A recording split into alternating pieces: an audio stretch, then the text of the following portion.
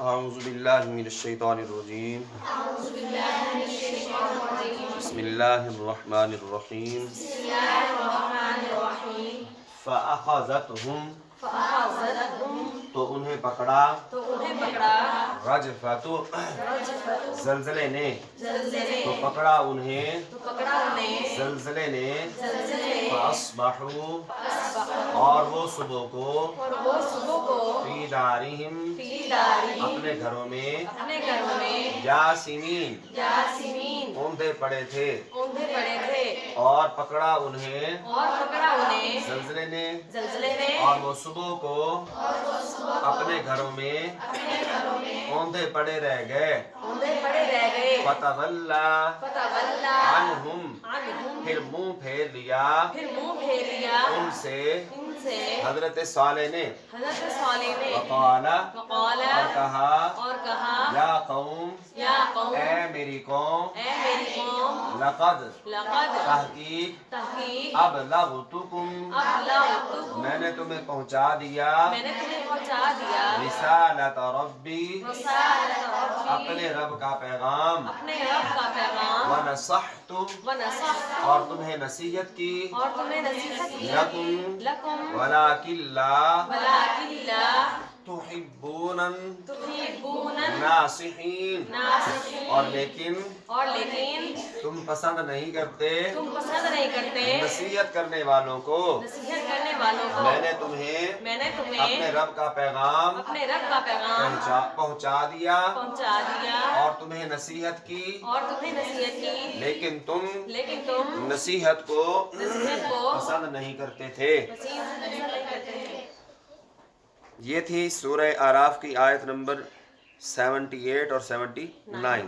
کل ہم نے جو سبق پڑھا تھا اسی سبق کا جو ہے وہ آگے ابھی بیان ہو رہا ہے کہ رب العالمین نے کل کی جو آیات ہم نے پڑھی تھی بتایا کہ وہ جو قوم سمود تھی اس نے اللہ کے حکم کی جو ہے وہ سرتابی کی، اللہ کے حکم کو نہ مانا۔ جیسے ہی اللہ کے حکم کی انہوں نے خلاف ورزی کی، انکار کیا، حضرت صالح علیہ السلام نے جس بات سے منع کیا تھا کہ اونٹنی کو تکلیف نہیں دینی، اذیت نہیں دینی، انہوں نے اس کی جو ہے وہ ٹانگیں کاٹ دیں۔ تو پھر ہوا کیا؟ جب یہ کام انہوں نے کیا تھا جس سے اللہ کے پیغمبر نے انہیں آگاہ کیا تھا کہ یہ کام آپ نے نہیں کرنا، تو پھر ہوا کیا؟ فَأَخَذَتْهُمُ الرَّجْفَةُ تو پھر زلزلہ آیا، زلزلے نے انہیں پکڑا، فَأَصْبَحُوا فِي دَارِهِمْ جَاثِمِينَ اور وہ اپنے گھروں میں اوندے پڑے رہے۔ تو اس کا واقعہ کیا ہے؟ حضرت صالح علیہ السلام کو جیسا کہ میں نے آپ نے بتایا کہ حضرت صالح علیہ السلام نے انہیں منع کیا، اونٹنی کو اذیت نہیں دینی، تکلیف نہیں دینی، انہوں نے اس کی ٹانگیں کاٹی۔ تو حضرت صالح علیہ السلام بولے کہ میں نے تمہیں منع کیا تھا، اس کے باوجود بھی تم نے اللہ کے حکم کی خلاف ورزی کی ہے اور اللہ کی نشانی کو اذیت دی ہے، تو اب اللہ کے عذاب کے لیے تیار ہو جاؤ۔ بدھ والے دن انہوں نے یہ کام کیا تھا اور اگلے 3 دن حضرت صالح نے فرمایا کہ تمہارا ایک دن تمہارے منہ جو ہے وہ ریڈ ہو جائیں گے، سرخ ہوں گے، دوسرے دن سفید ہو جائیں گے، اور تیسرے دن بالکل کالے سیاہ تمہارے چہرے ہو جائیں گے، اور پھر اللہ کا عذاب آگے تمہیں اپنی گرفت میں لے گا۔ تو ایسا ہی ہوا، پہلے دن ان کے چہرے سرخ ہو گئے، دوسرے دن سفید، اور تیسرے دن جو ہے وہ سیاہ، اور پھر ایک خوفناک جو ہے وہ چنگھاڑ آئی، زلزلہ آیا، جس سے ان کے جو ہے نا وہ دل پھٹ گئے اور تمام کے تمام افراد جو تھے وہ ہلاک ہو گئے۔ یہی رک کر ہم سب اللہ کی بارگاہ میں توبہ کرتے ہیں، استغفار کرتے ہیں کہ اللہ تعالی ہم سب کو اپنے غضب سے محفوظ فرمائے۔ میرے کریم نبی صلی اللہ علیہ وسلم جب بھی کسی ایسے مقام سے گزرتے جہاں پچھلی قوموں پر عذاب ہوا تھا، ان علاقوں سے گزرتے تو میرے آقا علیہ السلام اپنے اصحاب کو کہا کرتے کہ جلدی جلدی یہاں سے، میرے آقا علیہ السلام وہاں سے گزر جاتے، اپنے اصحاب کو بھی کہتے کہ اپنی سواریاں تیز کر لو کہ یہ وہ علاقہ ہے جس علاقے پر اللہ کا غضب نازل ہوا ہے۔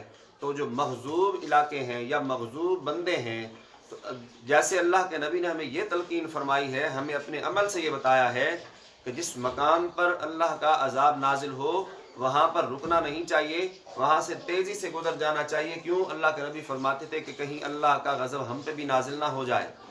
تو اسی طرح کچھ لوگ ہوتے ہیں مغضوب، भटके हुए गुमराह लोग, शरीर लोग, बद किरदार लोग, बदतीनत लोग, अल्लाह के रस्ते से बहके हुए और दूसरों को बहकाने वाले, तो जैसे उस इलाके से दूर या तेज़ी से गुजर जाना चाहिए, वैसे ही इस तरह के बद मजहब लोगों से, बद किरदार लोगों से, ऐसे बदअकीदा लोगों से भी हमें बिल्कुल दूर हो जाना चाहिए। हमें उनके पास बैठना भी नहीं चाहिए। क्यों?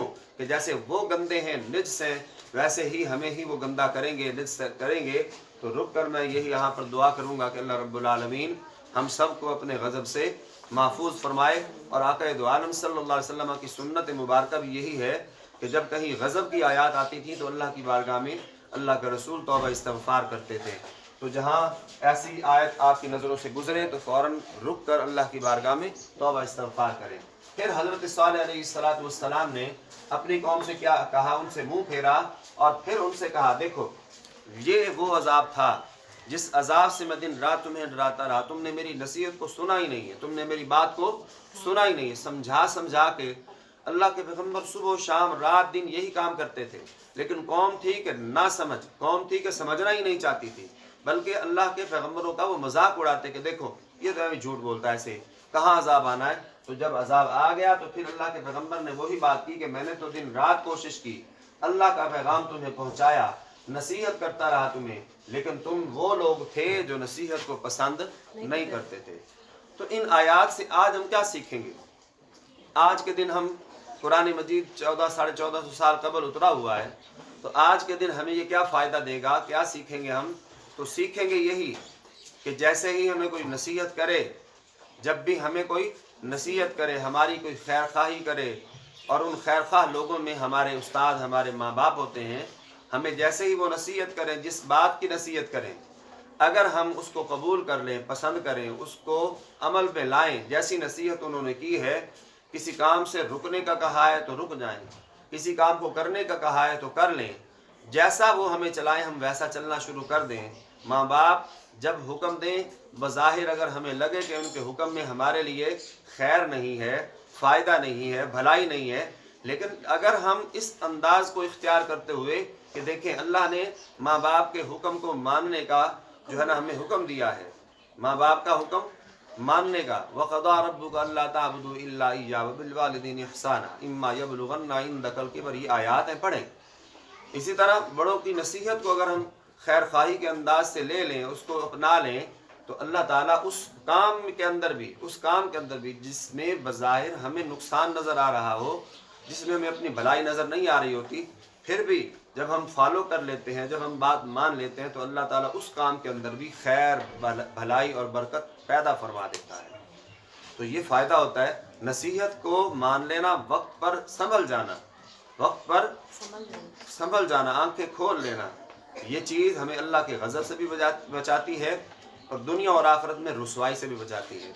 और जो बंदा नसीहत कबूल नहीं करता, ये देख लें, ये आयात है, मैं कोई अपने पास से नहीं रखता। हज़रत सालेह अलैहिस्सलाम कह रहे व नसहतु लकुम, और मैंने तुम्हें नसीहत की है, लेकिन क्या था? वलाकिन ला तुहिब्बून नासिहीन, तुम नसीहत को पसंद ही नहीं करते। आज यही रवैया हमारे शागिर्दों का, हमारे औलाद का यही रवैया है कि वो नसीहत को कबूल नहीं करते। जब वो रद्द करते हैं, कबूल नहीं करते, तो देख लीजिए, तजर्बा कर लें, नुकसान उठाते हैं। अल्लाह रब्बुल आलमीन हम सब को दुनिया और आखिरत की रुसवाइयों से महफूज फरमाए और दुनिया और आखिरत की भलाइयाँ नसीब फरमाए। आमीन। व आखिर दावाना अनिल हम्दुलिल्लाह।